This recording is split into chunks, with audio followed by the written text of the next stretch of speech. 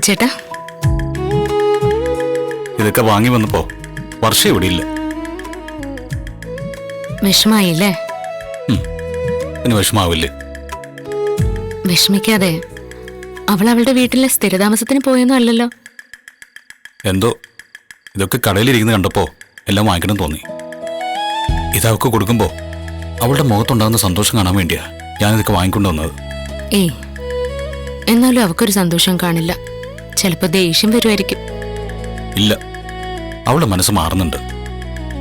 അവൾക്കിത് കാണുമ്പോ ഉറപ്പായിട്ട് സന്തോഷമായേനെ.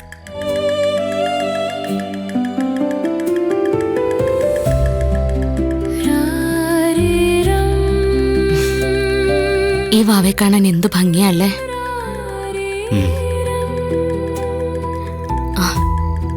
ഞാനേ ഒരിക്കലൊരു സ്വപ്നം കണ്ടിരുന്നു. എന്ത് സ്വപ്നം കണ്ടേ? എന്റെ കുഞ്ഞിന്റെ അച്ഛൻ അവന് വേണ്ടി ഇതുപോലുള്ള കളിപ്പാട്ടങ്ങളൊക്കെ വാങ്ങിച്ചുകൊണ്ട് വരുന്നു. അവനെ കളിപ്പാട്ടങ്ങളൊക്കെ വെച്ച് കളിപ്പിക്കുക. ഞാനും കൂടെ കൂടി. അപ്പോ അച്ഛൻ വന്ന് പറയാ, ഇതിലേതാ കുട്ടി ഏതാ മുതിർന്നവരെന്ന് തിരിച്ചറിയാൻ പറ്റുന്നില്ലല്ലോ എന്ന്.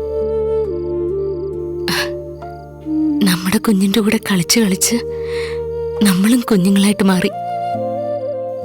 എന്താ രേവതി, സങ്കടായോ? ആ സ്വപ്നം ഇപ്പോഴും എന്റെ മനസ്സിൽ നിന്ന് പോയിട്ടില്ല. ആ സ്വപ്നം നടക്കും രേവതി. നമ്മുടെ കുഞ്ഞിന്റെ ചിരി കാണാൻ വൈകുമെങ്കിലും നമ്മുടെ അനിയന്റെ അനിയത്തിയുടെയും കുഞ്ഞിന്റെ ചിരി അടുത്ത് തന്നെ കാണാമല്ലോ. അതൊരു സന്തോഷം തന്നെയല്ലേ സച്ചേട്ടാ? പിന്നല്ലാതെ. നമ്മൾ ആ കുഞ്ഞിനു വേണ്ടി കാത്തിരിക്കല്ലേ. ശരിക്കും എന്റെ ക്ഷമ നശിക്കുന്നുണ്ട് കേട്ടോ. എന്തായാലും മാസം തികയണമല്ലോ, അതുവരെ കാത്തിരുന്നല്ലേ പറ്റൂ. അവരുടെ കുഞ്ഞ് ജനിക്കുമ്പോ അതിനാദ്യം വാങ്ങിക്കൊടുത്ത കളിപ്പാട്ടം ഇതാണെന്ന് പറയാം. കളിപ്പാട്ടം വാങ്ങിയത് അതിന്റെ വല്യച്ഛനും.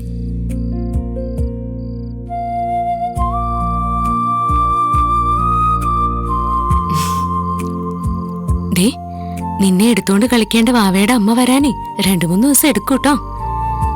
അതുവരെ ഞാൻ നിന്നെ നോക്കിക്കോളാം.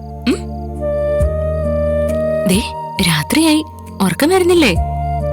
നമുക്ക് ഉറങ്ങണ്ടേ? ഉറങ്ങിക്കോട്ടോ, ഞാൻ ഉറക്കിത്തരാം.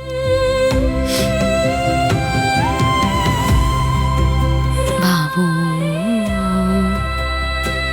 ഭാവി, ഉറങ്ങിക്കോട്ടോ. ബാബു